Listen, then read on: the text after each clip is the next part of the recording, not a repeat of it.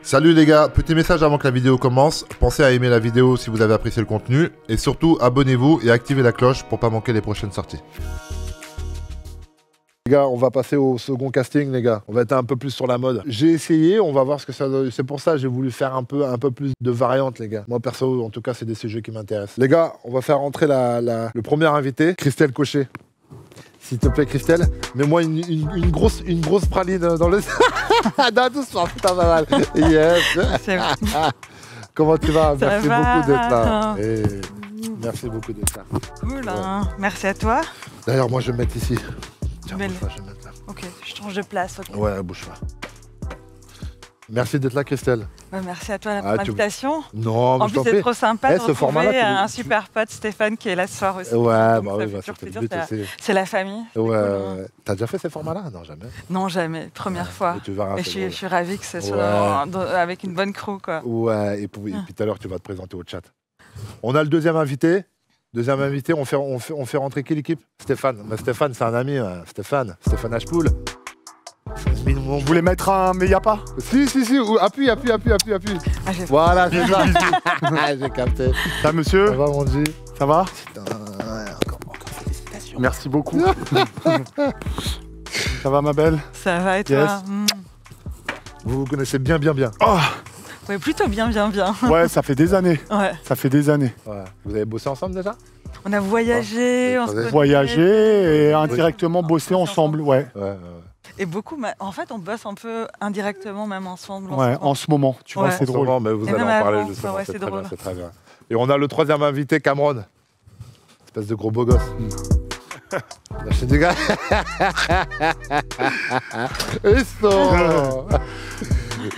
Ça va mon ref? Ça va et toi? Merci d'être là. Avec plaisir, merci pour l'invitation. Non. Ça va? Plaisir. Ouais, et toi? Nickel, ça va, tout doux.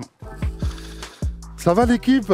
Eh ben on est bien chez toi. Hein. Ouais, écoute, c'est un format que je fais de temps en temps, quelques fois l'année. C'est pas un truc qui est hyper récurrent, mais à chaque fois j'invite des personnes avec des sujets différents. Aujourd'hui, je voulais axer un peu par rapport au JO, par rapport à l'actualité. Et je voulais faire une transition mode parce que c'est un truc qui m'intéresse, tu vois. Et puis parce que parce que ça fait longtemps. Parce que bon, mais c'est surtout parce que la transition mode par rapport au JO, absolument, c'est parfait. J'ai écouté avec attention avant et puis j'ai eu la chance de chiller avec des athlètes plus que jamais. Donc, ouais, présente-toi vite fait, Stéphane. Donc je m'appelle Stéphane, je suis né à Paris, dans le Nord. Je kiffe le basket, la couleur, les matières. Et voilà, je viens juste d'être papa. Aïe. Congratulations. Merci beaucoup. Et en fait, Stéphane est un ami. Stéphane, il a grandi dans le nord de Paris, vers Pigalle, justement. Pigalle, un quartier qui te tient à cœur. Et d'ailleurs, pour ceux qui connaissent un peu le basket ou ceux qui ont joué déjà à NBA 2K et des choses comme ça, il a tout simplement son terrain qu'il a créé à Pigalle. C'est quoi l'histoire, si je dis pas de bêtises? C'est un immeuble qui a été écroulé, qui était déjà face à ta boutique ou c'est toi qui ensuite est venu? Non, j'ai pris la boutique après. La deuxième boutique en fait. En gros, toi t'es arrivé, ils ont écroulé ce bâtiment-là. Je sais pas si on a... si on a des photos, bien joué les gars. On a des photos. Ouais. Magnifique. Un immeuble qui s'est écroulé, rien à voir avec... Ouais, c'était un immeuble qui avait des soucis. Collé sur la gauche, ici c'était mon école en fait, et Garquinet où j'ai fait mon lycée, c'est marrant. Et en fait l'histoire elle commence malheureusement, ça commence d'un drame. Il y a un garçon qui s'appelle David Almeida qui habite juste à côté, rue Chaptal, et il va chercher du pain pour sa mère et il se fait planter. Et donc, paix à son âme, c'est quelqu'un qu'on aimait beaucoup, la même génération que moi. Et sa maman, qui était aussi quelqu'un qu'on connaissait dans le quartier, et le maire de l'arrondissement, monsieur Jacques Bravo, a dit « Mais comment ça peut se passer dans ce quartier ?» Et le retour des plus grands ont dit « Mais on n'a pas d'endroit où on peut communier. Okay.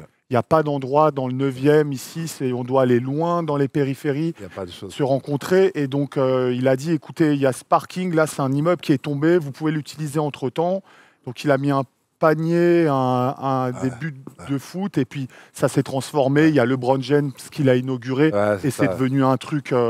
que tout le monde a peut-être vu une fois, ou beaucoup de gens... C'est toi qui l'as designé, voilà, c'est ça. C'est moi, avec l'aide d'un studio de design qui s'appelle Il Studio, avec qui je travaille, qu'ils ont fait le premier logo.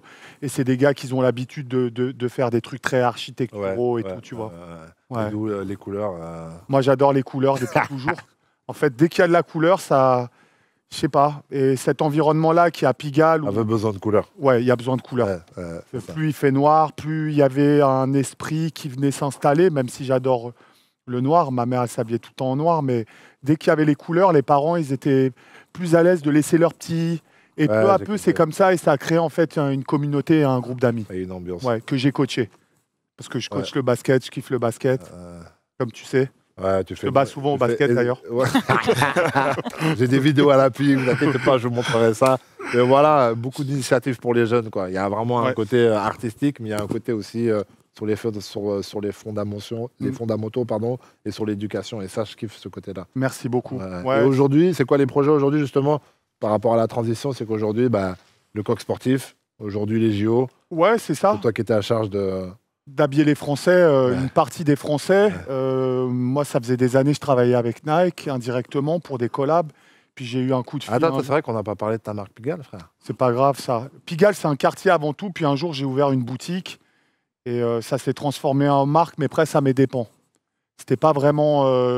J'avais pas la volonté en fait de faire une marque au départ.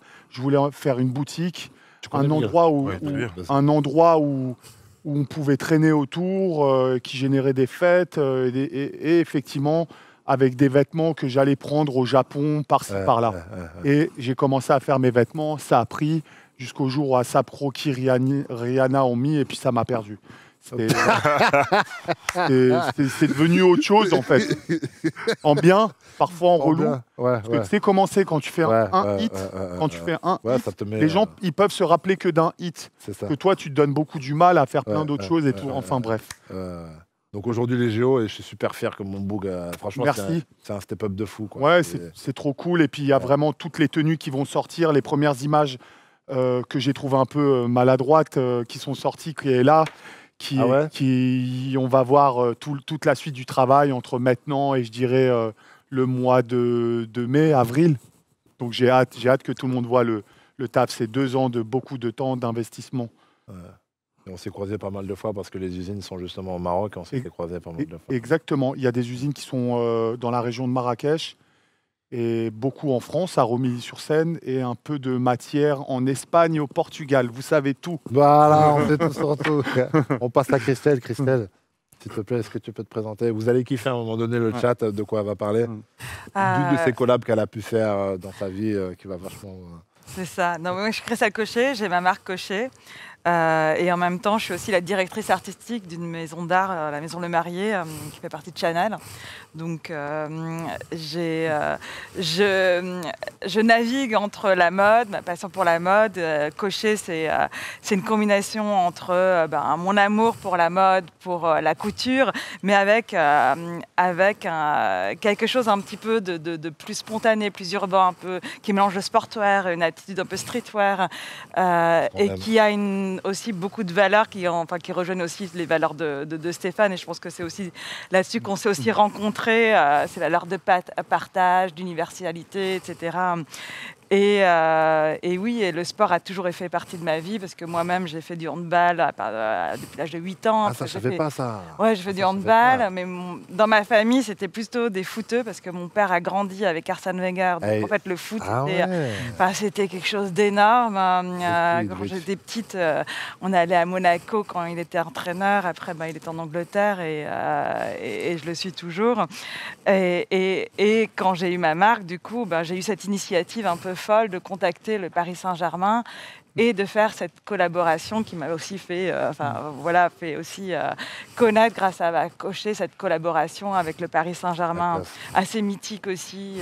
C'était les premières fois où ils collaboraient. En plus, le PSG, c'était très nouveau.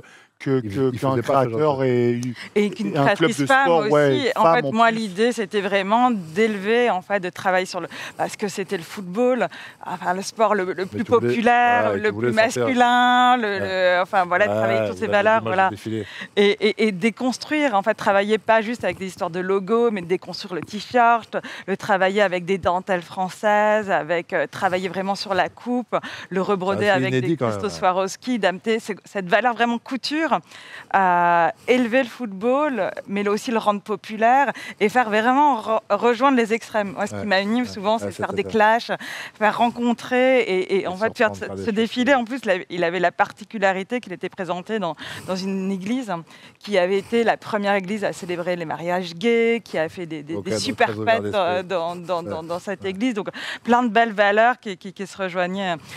Plus tard, j'ai collaboré d'ailleurs avec Nike et avec les équipes de football féminines. Après, j'ai changé un peu d'équipe, j'ai fait Puma, comme toi, Nike, champion, bref. Non, mais voilà, c'est aussi après aussi des rencontres, des histoires et des opportunités, parce que après, on m'a proposé de dessiner toute une ligne de running en hommage plus portée sur le vestiaire féminin, avec toute une ligne des baskets, des tenues, vraiment pensée à l'anatomie aussi. Et oui, avec les Milan. C'était super génial. Et j'ai aussi dessiné des t-shirts qui ont été portés lors d'un match. Mais à côté de ça, voilà, il y a tout ce que je fais aussi à travers avec l'artisanat. La Maison Le Marié, avec qui je collabore depuis 14 ans. Et là, on se rejoint un peu parce que justement, Stéphane, il a une exposition qui va aussi sortir au mois de mars. Et il collabore avec la Maison Le Marié. La Maison Le Marié, c'est une maison d'art où il y a faudrait montrer aux spectateurs, parce que c'est vraiment incroyable. Prochaine fois, on va les inviter voir les maisons. C'est difficile à comprendre, en fait. Mais d'ailleurs, sur la photo d'avant, il y avait... Ils sont perdus, on leur parle de plumes, les gars. C'est ça, des plumes, le brodeur de Non, on est passionnés. Nous, on est du côté des sportifs et on veut rentrer aussi là-dedans. J'espère qu'on vous invitera... vous viendrez à l'expo et vous viendrez un peu avant voir le travail. Lui, il est déjà à tous les défilés, lui. Si vous aimez la haute couture, c'est l'endroit. C'est l'endroit où il faut être. C'est l'endroit où il faut être. C'est là où ça se passe, c'est là où c'est la magie. C'est vraiment l'excellence française. C'est là où il y a tous ces artisans qui font tout ça. C'est le main event de l'UFC de la haute couture. Voilà. C'est beau. Tu vois ce que je veux dire? Ou la finale. Coupe du Monde, les derniers matchs, quoi. Cameron, ouais. présente-toi, mon ref. Je me présente rapidement. Je m'appelle Cameron, j'ai 25 ans. 25 ans, je suis né à Saint-Denis dans le 93. J'ai grandi en Ile-de-France. J'ai grandi 10 ans à Bobigny, 5 ans à Pantin. Et puis, je suis parti m'exiler pour le sport à Bordeaux pendant 6 ans. Je fais du rugby, je suis rugbyman professionnel. C'est pour ça qu'il faut retourner à Bordeaux à chaque fois. Ouais, c'est pour ça. Je joue au Racing 92 et en équipe de France actuellement depuis maintenant 2020. C'est un des piliers de l'équipe de France, quand même. J'essaye en tout cas de faire le boulot. C'est Fred Michelac, le coach du Racing 92, ouais, exactement. Ça, ouais. C'est Fred. C'est ça. Et grand passionné de mode de par mes origines. Je suis congolais 100%. Donc forcément depuis petit j'ai ça. Il a envie de dire un truc. J'espère. Non, depuis petit j'ai ça en moi. Puis c'est parfait. Puis je suis aussi entouré de personnes qui aiment ça. J'ai ma compagne qui est mannequin, j'ai mon agent qui est photographe, donc j'ai tout ce vivier là qui est autour de moi, autour de la mode et j'aime beaucoup. C'est quelque chose qui m'aide beaucoup à performer sur le terrain aussi. Moi, j'ai cette partie rugby qui, lorsque je suis sur le terrain ou à l'entraînement, je suis très focus et très concentré sur ce que je peux faire sur le terrain. Et en dehors de tout ça, j'ai ce côté un peu artistique, un peu mode qui m'aide à m'épanouir tout simplement dans ma vie et qui me permet aussi de me libérer l'esprit et de ne pas trop penser à la compétition. Et un truc qui est super étonnant, c'est ton livre. Ouais, tu sais que je suis vrai. Passé à côté. Ouais, j'ai coécrit un bouquin qui parle de ma vie, qui parle de ma religion surtout, de ma religion. Moi, je suis chrétien et c'est ça aussi qui m'a amené au plus haut, qui m'a amené à gravir les échelons et qui m'a permis d'être professionnel. Je prie beaucoup et je pense que je suis même persuadé que c'est grâce à ça que j'ai pu atteindre mes objectifs. Très récemment, je me blesse à quelques mois de la Coupe du Monde en France. Et je sais que j'ai eu un gros soutien de ma famille, mais j'ai aussi un gros soutien de Dieu qui m'a permis de de revenir un peu plus fort et de pouvoir participer à cette Coupe du Monde. Et je raconte aussi comment j'ai grandi, mon éducation, ma petite vie à Bobigny avec mes parents, mon grand frère, ma petite sœur, et surtout mon parcours rugbyistique. C'est bon, ça fait plaisir et il faut que tu me l'envoies. Ah, c'est bien sûr. Ce serait bien que tu me l'envoies, s'il te plaît. T'inquiète, c'est bon. C'est un effort, Cyril, va dépenser un peu de cash. C'est vrai. En plus, dépense du cash, je suis corporate en plus. Hein Non, moi je suis corporate, tu vois. On met bien. Ouais, il faut. Et donc, du coup, vous bossez ensemble en ce moment, c'est ça que vous dites? Pas exactement? Indirectement. Ouais, Indirectement. En fait, j'ai le 19e qui est. En fait, c'est là où toute la couture est faite, où tu as des maisons, le sage, le marié, l'oignon. En fait, dès que tu vois des choses, des défilés haute couture, que ça soit Chanel, Valentino, Dior et je ne sais combien d'autres noms de ce style, bah, ils ont toujours besoin de choses faites et finies à la main. Et donc, le 19e, finalement, est un toit pour toutes ces maisons. Et ils ont une galerie. Et ils m'ont demandé de faire de m'exprimer, tu vois. Ça fait 1500 mètres carrés. En utilisant et réinterprétant ces métiers d'art. Et donc, comme elle travaille chez le marié, qui est un plumassier, un des plus vieux plumassiers. Pas seulement, on a plusieurs. En fait, la maison Le Marié, il y a des plumassiers, il y a des brodeurs, il y a des. Mais là, on va perdre. Non, parce que moi, ça me stresse quand on dit que c'est que des plumassiers, je suis désolée. En tout cas, c'est pour le coup, au-delà de ça, c'est vraiment des métiers d'exception de la main qui a été perdu traditionnel français à travers les décennies et qu'ils ont réussi à être mis sur le même toit. Et qui fait perdurer finalement notre artisanat qui nous appartient à tous, l'artisanat français. Et donc c'est super intéressant et c'est comme ça qu'on est amené à bosser de loin. Mais c'est vraiment je pense qu'on a quelque chose de commun là-dedans. Au-delà du fait de l'artisanat, c'est d'aimer son pays, aimer et de faire tout ce qu'on peut pour faire perdurer, être bon, transmettre l'énergie. C'est pour ça que sans passer la pommade, je te kiffe vraiment de ouf parce que c'est toujours un esprit très positif. Quelqu'un qui a réussi à mettre toutes ses maisons aussi, c'est un même esprit, ou ce que tu viens de dire sur croire en quelqu'un. Donc, je sais pas, c'est une façon d'être et de provoquer le bon avec tout ce qui se passe de dur. Bien coloré. Provoquer le bon. Et coloré dans mon cas, comme tu peux voir. Hein. Là, je ne me suis même pas habillé, je me suis regardé dans la glace. Oh là, j'ai dit mince, je vais aller voir mon gars Cyril avec mon On connaît chapeau, le style, moi, j'ai pas fait d'effort non plus, regarde. Ouais. C'est pas parce que c'est le côté mode qu'on est obligé de partir sur un défilé. Ouais, je voulais. C'était pas la bûche. Mais j'ai mes cheveux n'importe comment. Non, mais il faut dire, toi aussi, t'as un jeune papa, frérot, on va pas trop t'en demander pour le Ah ouais. 7 jours. 7 jours, hein. C'est beau. 7 jours. Ouais. C'est mon gars. Là, ça fait plaisir. Je suis très heureux. Ouais. Mais tu sais que madame a fait des études dans la couture? Ouais. Tu savais? Ouais, bien sûr. La dentelle et tout, justement, parce que tu parlais de dentelle, de faire Ouais. perdurer les choses et tout. Et c'est vrai que ces personnes maintenant-là sont rares un peu à faire ces trucs-là, tu vois. Ça s'est perdu et ça revit. Ça revient. Moi, revient. j'ai commencé à travailler en 2010 avec, surtout, excusez-moi, avec la maison Chanel à travers Le Marié. C'est vrai que c'était un petit atelier quand je suis arrivée, il y avait une dizaine de personnes et personne n'avait cette vocation, enfin ces métiers se perdaient. Aujourd'hui, dans mes équipes, il y a une centaine de personnes avec vraiment une jeune génération qui a envie. Métissée, voilà. Et très concentrée, mais en même temps, qui nous ressemble en fait. Et c'est ça que j'essaie d'amener en fait, une nouvelle façon d'aimer l'artisanat, d'amener aussi la couleur, l'art contemporain, différentes influences, même moi, mon goût pour le sportswear, faire des fusions, des clashs, et moi aussi avec un autre regard, parce que je viens pas de l'artisanat. Moi-même, j'ai grandi aussi en banlieue strasbourgeoise. J'avais ce rêve de plus jeune d'être styliste.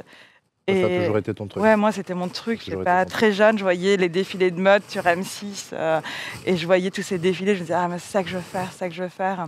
Mais j'ai fait du sport. Et moi, en fait, c'est pas la religion, mais peut-être le sport. Et je crois vraiment, je serais peut-être pas la créatrice que je suis si j'avais pas fait ce sport, parce que ça m'a donné l'envie de persévérance, cet esprit d'équipe, cette volonté de se surpasser, d'être perfectionniste, d'être aussi préparer son mental. Et je pense que quand on lance ces projets, on a besoin de cette discipline, de cette rigueur. et de cette force mentale. Et moi, je sais pas, même encore aujourd'hui, je fais du sport tous les jours et ça me met dans le mindset, ça me déstresse, quand parfois je suis bloquée, ok, ben je sais pas, je vais faire. Des situations justement. Ouais, je vais faire du sport et la solution, elle est là en fait. Donc moi, le sport, ça m'a aidé. aidé. Ça a toujours été une bonne thérapie. C'est une bonne thérapie. T'as fait les sports de combat? Un tout petit peu, j'ai fait un peu de boxe anglaise, boxe en. Ah, c'est une bonne thérapie aussi, les sports de combat. Moi, j'ai jamais fait de ma vie, j'ai même pas essayé pour te dire. Alors, je parle pas d'aller boxer face à quelqu'un ou contre quelqu'un, même ne serait-ce qu'avoir un coach et des paros. C'est très thérapeutique. Ouais. Il paraît. Ouais. Moi, j'ai fait ça. C'est super physique, en fait. Oui, mais justement, le côté sport, justement, de ce côté un peu relâcher la pression, se vider, etc. Ça, tu l'as dans tous les sports, mais tu l'as beaucoup aussi dans les sports de combat. Et moi, avant de gagner un peu mon argent, tu vois, je faisais ça pour gagner un peu de sous, tu vois. Quand je me suis lancé complètement dans les sports de combat et qu'il fallait faire, rentrer un peu d'argent, je faisais un peu de coaching. Et je me suis rendu compte, là où je me suis rendu compte, c'était extrêmement thérapeutique.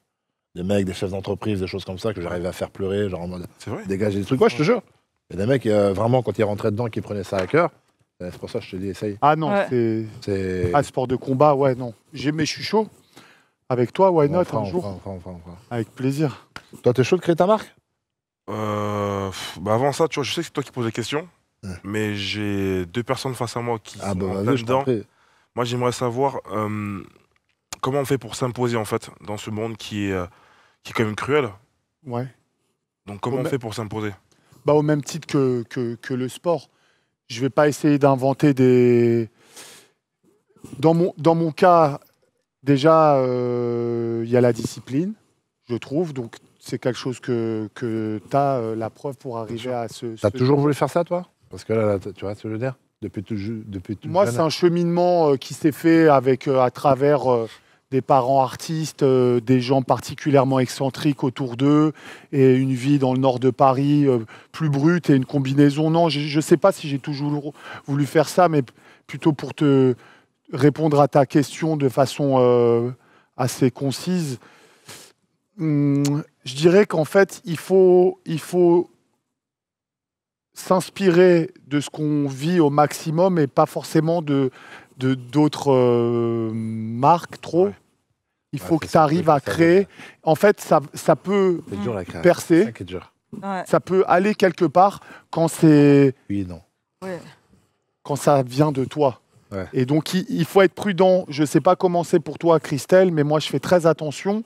Je ne fais pas vraiment très attention, mais je ne me laisse pas trop influencer. Je veux garder mon propre langage.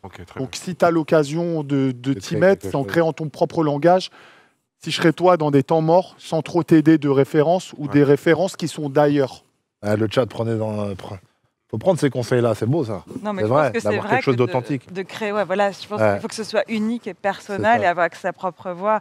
Moi, c'est vrai que l'image, par exemple, que vous avez projeté de cocher, ça n'avait jamais été fait en fait. Cette façon, le football. Le côté couture, vraiment, en fait, ça n'avait jamais été fait. Et pareil, moi, ma passion, ça a été la couture, les grands couturiers. Donc, j'ai appris à couper. Moi, je suis allée en Angleterre. Moi, c'était vraiment, la mode, c'était...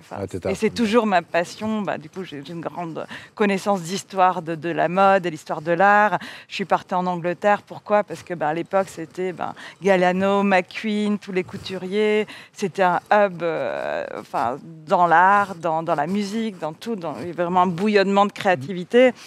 Et la coupe, c'est une vraie passion. Donc moi, j'ai étudié le vêtement, j'ai appris à couper, je coupe encore, je travaille sur le mannequin directement.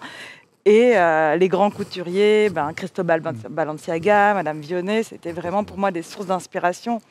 Et moi, ça a été ma façon de le faire. Et la fusion avec le sport a été aussi comment je peux donner du confort, comment je peux ramener aussi des valeurs, comment je peux essayer aussi d'amener quelque chose. Tout ça parce que c'est possible. Voilà, c'est possible. Et c'était aussi mes 2 points de repère aussi, je sais pas, le sport, la mode, la couture. Et ça, c'était mon point de vue. Mais je pense que la fin de la phrase, c'est d'être unique, d'avoir sa propre point de vue, sa propre identité et de le faire le plus sincèrement possible.